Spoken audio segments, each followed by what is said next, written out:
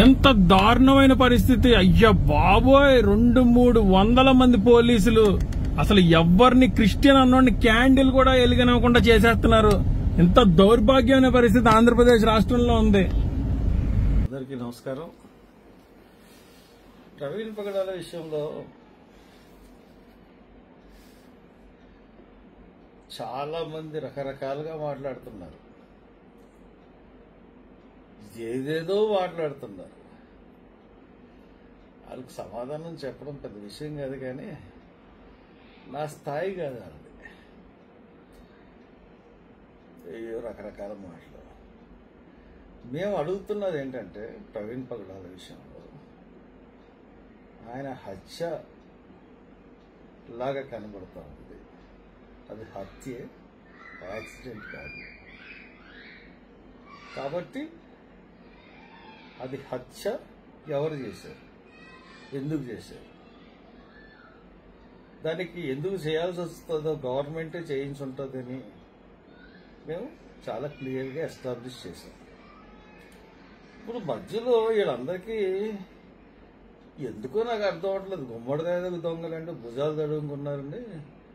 ప్రతి ఓడు వచ్చేసి మిమ్మల్ని రమ్మన్నావా? మేము అడుగుతున్నది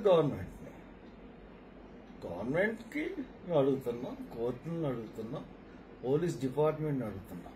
మధ్యలో మీకెందుకురా బాబు? తెగ దూరిపోతా ఉన్నారు. ప్రతి ఓడు వచ్చి మెసేజ్ ట్రోలింగ్ చేయడానికి ప్రయత్నిస్తారు. ఏం చేస్తారు? దాన్ని ఏమన్నా చేయగలరా? ఏమి చేయలేరు కనీసం, ఏమి. కాబట్టి నోరు మూసుకుని ఊరుకోండి. మళ్ళీ ఇంకొకసారి చెప్తున్నాను, వినండి. ప్రవీణ్ పగడాల 24th మార్నింగ్ బయలుదేరాడు బుల్లెట్ మీద. అతను ఫ్రెండ్ ర్యాపిడో మీద వెళ్తున్నాడన్న ఉద్దేశం తెలుసు. అతను కారు ఇచ్చేసి బుల్లెట్ మీద వచ్చాడు. దానికి కారణం ఏంటంటే, నాకు విజయవాడలో ఒక మీటింగ్ ఉంది, కొవ్వూరులో ఒక మీటింగ్ ఉంది అంకుల్ అని చెప్పి ఆయన బయలుదేరాడు. అంతకుముందు ప్రోగ్రాంలో ఈ విజయవాడ అంతకుముందు లేదు. వాళ్ళు చాలా ప్రెషర్ ఇస్తున్నారు విజయవాడలు. కాబట్టి నేను బయలుదేరాలి అంకుల్, వాళ్ళు మనకు ఎప్పటి నుంచో తెలిసిన వాళ్ళు అని చెప్పేసి ఒక ఆయనకి చెప్పాడు. ఆయనే నాకు చెప్పాడు. ఇమీడియట్గా ఆయన బండి మీద బయలుదేరిపోయాడు. విజయవాడ దగ్గర అంటే గన్నవరం దగ్గర తుంపల్లి అని విలేజ్. అక్కడికి వెళ్ళలేదు, కొవ్వూరు మీటింగ్కి వెళ్ళలేదు, డైరెక్ట్గా ఇలా వచ్చేసాడు. ఇప్పుడు ఆయన ఎక్కడ వెళ్ళాలి? నామవరం వెళ్ళాలి.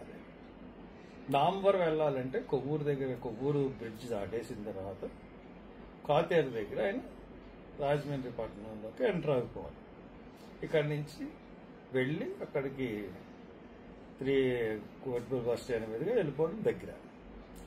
లేదంటే కొంతమూరు దగ్గర ఆయన దిగిపోయి రావాలి. కానీ దివాన్ చెరువు వైపు వెళ్తే ఇట్స్ ఆల్ రౌండ్. అసలు అక్కడ అటేపు వెళ్లాల్సిన అవసరం లేదు, కానీ మోటార్ సైకిల్ అటే పెట్టింది. ఈ మోటార్ సైకిల్ నడిపినోడు ఫేక్ అని ఎందుకు చెప్తున్నాం? ఎక్కడ అతను హెల్మెట్ తీయలేదు, ఎక్కడా క్లారిటీ లేదు ముఖం. పైగా మీటింగులకు వెళ్ళాల్సింది ఆ మీటింగులకు వెళ్ళలేదు. వాళ్ళని కూడా మేనేజ్ చేశారన్న విషయం తెలుసు. వాళ్ళని కూడా సాక్షుల్లో పెడతాం. వాళ్ళని కూడా కుట్రదారులుగా కూడా వాళ్ళని కూడా పెట్టాల్సి ఉంటుంది. విజయవాడ మీటింగ్ ఆర్గనైజ్ చేసిన జోసెఫ్ ఎవరో ఉన్నారు, అతన్ని వీళ్ళందరినీ కూడా దాంట్లో చేరుస్తాం కుట్రదారుల్లో. కంగారు పడకండి. ఇవాళ సర్టిఫికేట్స్ అవి తీసుకుంటాం, రేపు రీపోస్ట్ మార్టంగా ఇస్తాం. ఇప్పుడు అక్కడి నుంచి బయలుదేరిన విజయవాడ వెళ్లకుండా అంత గమ్మున ఇక్కడికి రావాల్సిన పని లేదు. ఆయన వచ్చిందే మీటింగ్లకు అటెండ్ అవ్వలేదు, కానీ వైన్ షాపుల్లో మటు అటెండ్ అయ్యాడు. అది బోగస్ అన్నది ప్రపంచాన్ని అందరికీ తెలిసిపోయింది. ఇప్పుడు ఎవరు కూడా నమ్మే పరిస్థితుల్లో లేరు. ఇప్పుడు ఒకవేళ యాక్సిడెంటే అనుకుంటే, యాక్సిడెంట్ అయితే అతను బ్యాంక్ అకౌంట్స్ ఎందుకు సీజ్ చేశారు? యాక్సిడెంట్ అనుకుంటే అతను కంప్యూటర్ ఎందుకు తీసుకెళ్ళిపోయారు, ల్యాప్టాప్ ఎందుకు తీసుకెళ్ళిపోయారు, ఐప్యాడ్ ఎందుకు తీసుకెళ్ళిపోయారు? మీరు కేసుకి మీరు చేసిన ఇన్వెస్టిగేషన్కి పోలీసులకు సంబంధం ఉందా? అంటే ఇది హైలీ కాన్ఫిడెంట్. ఫస్ట్ నేను చెప్తున్నా, హైలీ కాన్స్పిరసీ మర్డర్ అని. అందు గురించే నిన్న వాదించాలి ఆయన. నిన్న దాని గురించి ఒకవేళ నిన్న వాదించాల్సి వస్తే ప్రమాదంలో పడతాం. ఫ్యూచర్లో కూడా వాయిదా పడింది కాబట్టి ఫ్యూచర్లో కూడా ఇదని ప్రమాదం. ఆ బిల్లులు యాంటీ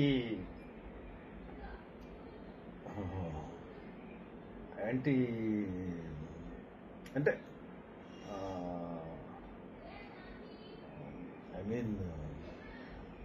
మత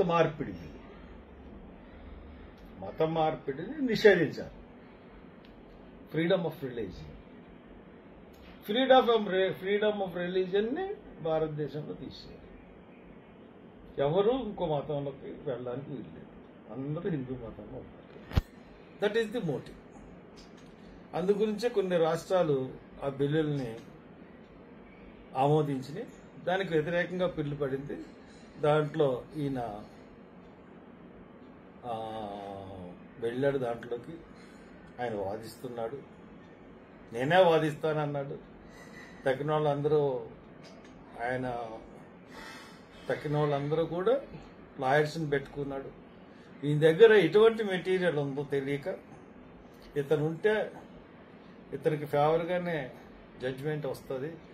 మొత్తం మనం ఏది అయితే ప్లాన్ వేసుకుని ఎప్పటి నుంచో మనం చేద్దాం అనుకున్నదంతా ఇదైపోతుందనే ఉద్దేశంతో అతన్ని మట్టుపట్టారు. సో అది మా ఇన్వెస్టిగేషన్, అది కావాల్సింది. అందరూ కోరుకునేది కూడా అదే. ఎవరు చేశారు, ఎందుకు చేశారు, ఎవరి వాళ్ళు చేశారు. మా అనుమానం మేము చెప్పాం. మా అనుమానం కారణాలు ఏంటి? మోటివ్ బిల్లు కనబడుతుంది, ఇంకోటి బ్యాంక్స్ అకౌంట్స్ సీజ్ చేశారు, కంప్యూటర్, ల్యాప్టాప్, ఐప్యాడ్ సీజ్ చేశారు, ఇక్కడున్న ల్యాప్టాప్ తీసుకెళ్ళిపోయారు, సెల్ ఫోన్ తీసుకెళ్ళిపోయారు. అఫ్ కోర్స్ బాడీ దగ్గర ఉన్నాయి తీసుకెళ్ళడం అన్నది సహజం. ఇంటికెళ్ళి తీసుకెళ్లాల్సిన అవసరం అయితే లేదు కదా, దాంట్లో మెటీరియల్ ఉండాలి అన్న ఉద్దేశం. సో అందు గురించి మేము దీంట్లో ఐజీని పూర్తిగా అనుమానిస్తున్నాం. అంత కేసును తారుమారు చేసిందే ఐజీ, తర్వాత ఎస్పీ. ఐఓస్కి ఏం తెలీదు, పైన నుంచి ఏం ఆదేశాలు వచ్చినాయో, ఎక్కడెక్కడ ఇన్వెస్టిగేషన్ చేయమన్నారు. పైగా ఏం చేశారు, ఏం చేశారు పైగా మనకి ఒకటి చేశారు. ఒక 7 దగ్గర పోలీసులు సంపాదించిన వీడియో అవుట్పుట్ అన్నది ముందుగా ప్రెస్కి ఇచ్చారు.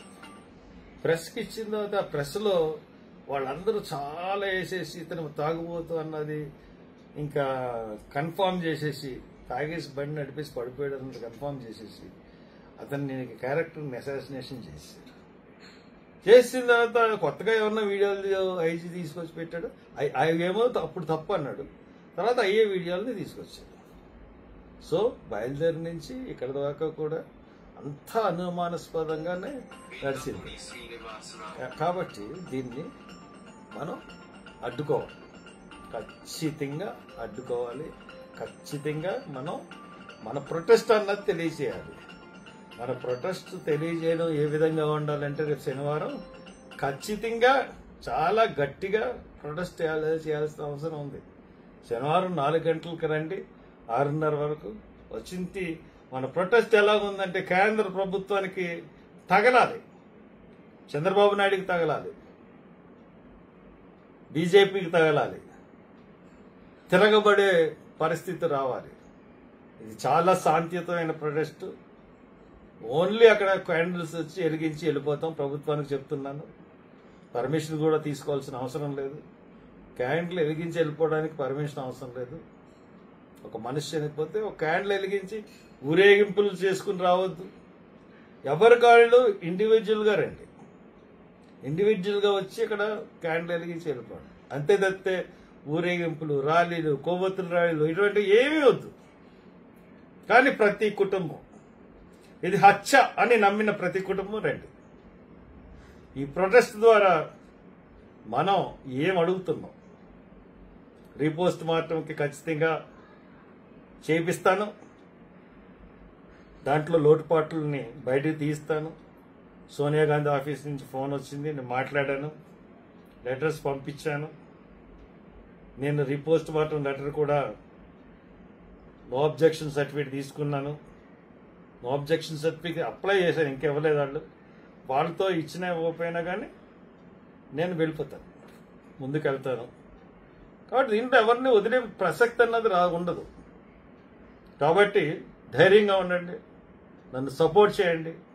నన్ను సపోర్ట్ చేయమంటే అన్ని నేను చూసుకుంటాను.